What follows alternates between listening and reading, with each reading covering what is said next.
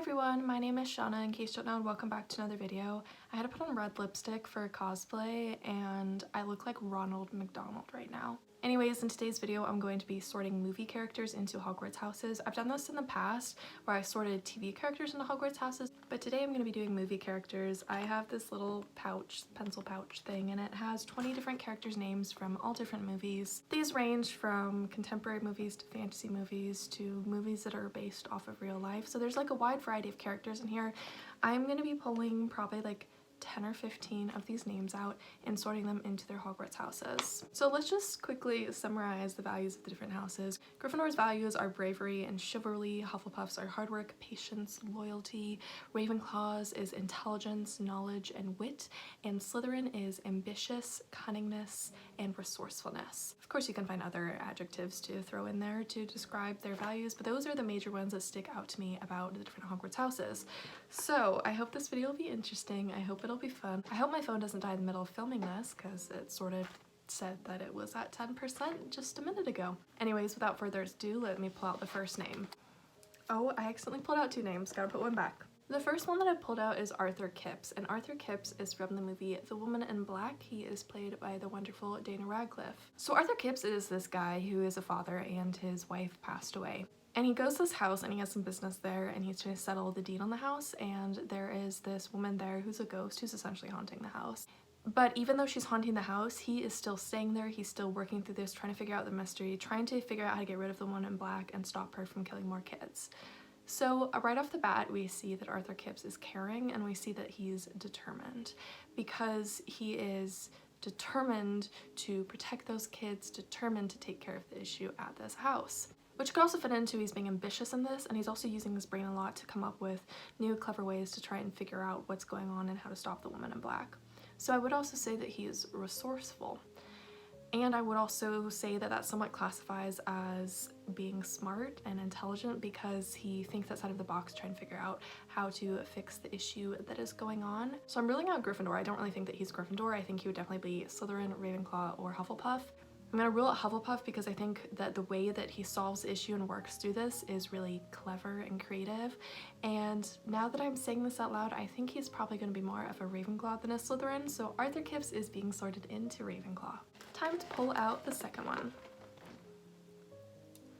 The second one that we have is Barry Allen, and I am specifically referring to Barry Allen in the movies and not Barry Allen in the TV show.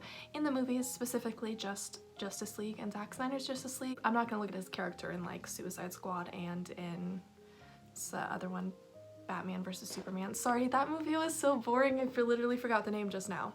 So Barry Allen is an interesting character. He has a fun personality, he cares about other people, but I feel like specifically in Zack Snyder's Justice League, the way that he sort of like solves the problem and works through it, he's using his intelligence a lot. I wouldn't necessarily say that he's brave. I just don't really see that much for him. I see that in different versions of Barry Allen, but not in the specific movie version of Barry Allen. But when it comes down to it, I think his bubbly personality would sort of make him fit more into Hufflepuff than into Ravenclaw, although I think he has Ravenclaw potential. So Barry Allen, I'm sorting him into Hufflepuff. The more I'm looking at my lipstick while I'm filming, the worse it looks. Someone needs to teach me how to properly do red lipstick. Ugh. Okay, number three. Number three is Bannister. Bannister is a character from Reminiscence, and right off the bat I immediately know which house I'm going to put him in, but first of all let me tell you a little bit about Bannister. Bannister is this character who falls in love with this woman. However, after knowing her for a short period of time, she disappeared, and he's trying to figure out more information about where she went and what happened. Reminiscence is this world in which you can go into this machine and you can sort of revisit and review past memories. So he's desperate to try and find out more information about this girl that he loved that he lost track of, and he keeps going back into memories to figure out. He goes on this huge adventure trying to find her. My dog won't stop barking! What's coming to mind when I'm describing Bannister is Slytherin. He's definitely very ambitious and he's definitely very resourceful trying to figure out what's going on with the woman that he loves. So I am immediately putting him into Slytherin. That was really easy. Next one up is Artemis / Samantha. So there's this character named Samantha and she is from Ready Player One. However, when she's in the game, she is known as Artemis. She is like the super popular, amazing player at this virtual reality game. But then when you meet her in real life, she has a much different personality in real life. She seems to be a little bit more like shy, but she also wants to get to the bottom of this like mystery challenge that is set up in this Ready Player One world. So I think she is very smart and I think she does use intelligence quite a lot. And I also think that she's very brave, especially with what she's doing in the game. However, I also feel like she has some Hufflepuff qualities. However, I think I'm going to end up putting her in Gryffindor because I think that her bravery really shines through in both the game and what she's doing in the game, and then towards the end of the film in real life, how she acts and is behaving there. So I think Artemis will be sorted into Gryffindor. And number 5. I pulled out Nyx. Nyx is a character from Guns Akimbo. Nyx is a character who is essentially insane. She had a really tragic past as a kid, and it did not do good things to her mind, and she's part of this game called Guns Akimbo where she has to go and kill other people. So she's really crazy. She does a lot of drugs. So immediately I'm not going to put her in Hufflepuff. Really do not see that. Ravenclaw, definitely not putting her in Ravenclaw. I think that she is very cunning and ambitious, but at the same time she is very brave. And I think I am gonna put her in Gryffindor. However, I could easily put her in Slytherin if I wanted to. Just gonna put her in Gryffindor for today though. Number 6 is Kenny from We're the Millers. Kenny is like this oblivious, funny kid who is part of this drug heist thing, and I really enjoy his character. His character really made the movie for me. The thing about Kenny though is that he isn't brave. He would not be put in Gryffindor. He isn't intelligent. He doesn't have a lot of wisdom. I wouldn't put him in Ravenclaw. And he also isn't cunning or ambitious, so he wouldn't be put in Slytherin. Do I see Hufflepuff traits in him? I mean, I guess I see a little bit of loyalty. However, since he definitely wouldn't be Gryffindor, Ravenclaw, or Slytherin, I'm stuck with putting him in Hufflepuff. I can't picture him in any other house. By the way, if you are over 18 or even just over 16 and you want a funny movie that's a little inappropriate at times, definitely watch We're the Millers. It is such a fantastic film. I laugh every time I watch it. Next up is number 7. Number 7 is Eggsy from Kingsman. I have only seen the first 2 Kingsmen. I haven't seen the prequel movie. However, I really enjoyed Eggsy. I think he is really brave, and I think he has a lot of chivalry, so it'd be really easy to put him in Gryffindor. I do think he is intelligent. I also think that he is loyal and he is all for hard work. However, I think he would be more Gryffindor. I think it would have been so easy for someone in his shoes to just like hunker down and try and just stop dealing with everything that was going on. However, he kept getting brave, kept taking risks to do what he believed was right. I'm so sorry about my dog. I don't know what's going on. There's no people outside. She went out to use the restroom like an hour ago. I don't really know what's going on.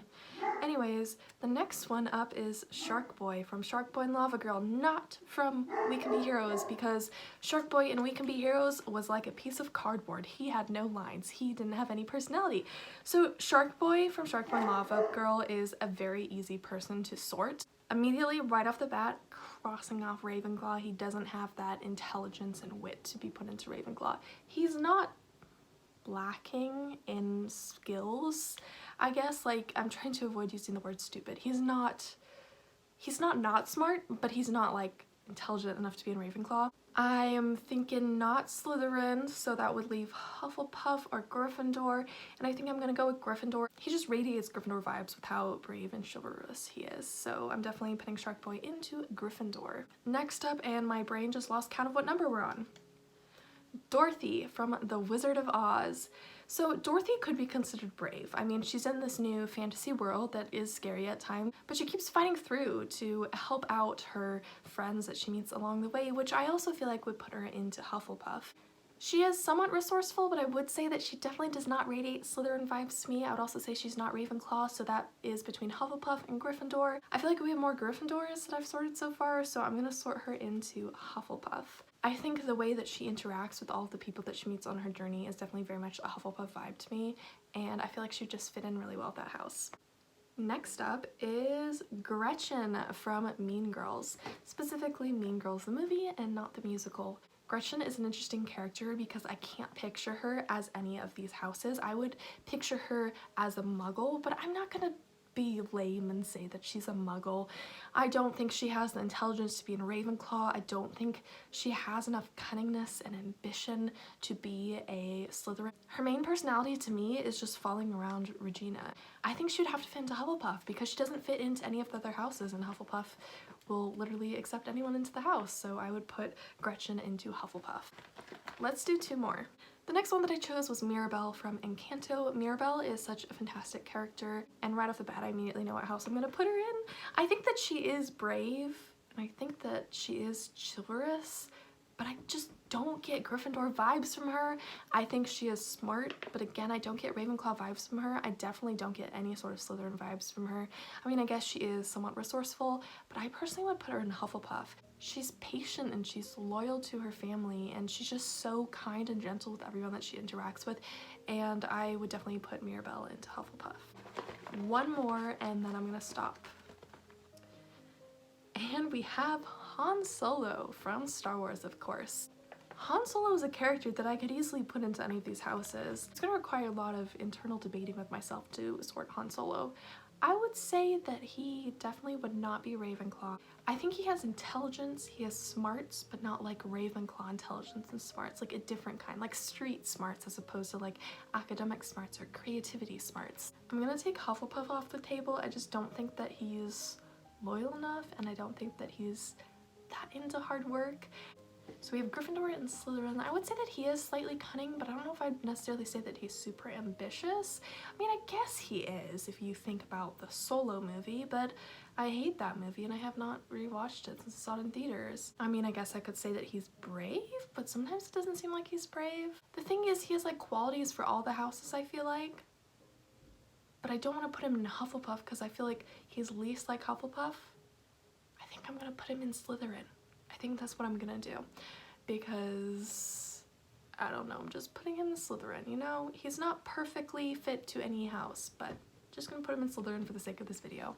So that was all for today's video. I really hope you enjoyed it. If you did, feel free to give it a thumbs up and subscribe to me. If you haven't already, I upload videos twice a week, so my next video will be uploaded next Tuesday. I hope that you all stick around to watch that one. And until next time, goodbye!